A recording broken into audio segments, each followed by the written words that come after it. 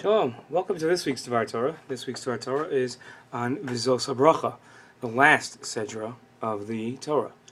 Todd Maranovich was a natural quarterback. During her pregnancy, his mother didn't eat salt, sugar, alcohol, or tobacco. As a baby, Maranovich was fed only fresh vegetables, fruits, and raw milk. His father was a star football player, and his mother was a high school swimmer. His uncle Craig was a star USC quarterback. His father opened his own athletic research center and introduced his son to athletic training, I kid you not, before Maranovich even left his crib. He continued it throughout his childhood and adolescence. Todd Maranovich was made to be a quarterback. Certain people are great fits for the jobs and roles that they play. It seems they have trained since they were literally infants. In this Dvar Torah, I'll examine the roles we play and what qualifies us for them. Using the tribe of Levi as an example, I'll show how, based on their background, people excel in certain areas. I hope the reader gains self-awareness from studying these ideas. In our Sedra, we find that the tribe of Levi is assigned a very specific role. Thus, shall teach your ordinances to Yaakov and your Torah to Yisrael. They shall place incense before you and burnt offerings upon your altar. Rashi explains that they, meaning the tribe of Levi, were chosen because Levi are worthy of doing this. What made Levi so worthy of doing these tasks? There were three things that Levi did to make them worthy.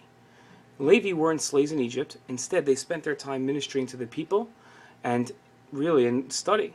Levi refused to participate in the sin of the golden calf. Hashem said that Levi shouldn't be counted among the other tribes because, as Rashi explains, they are mine and they didn't err with the golden calf. Lastly, Levi didn't participate in the sin of the spies when they returned from Israel.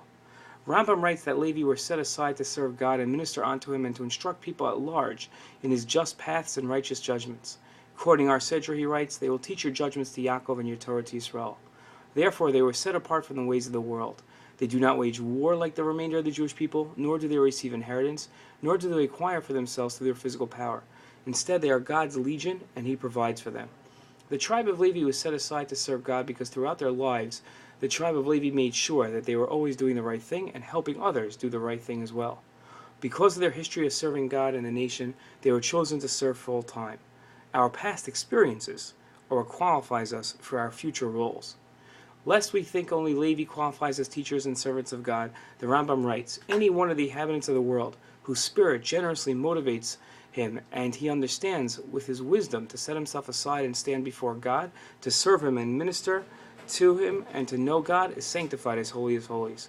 All people can excel in serving God. Background helps, but it is not necessary. The only necessary factor is whether your spirit moves you.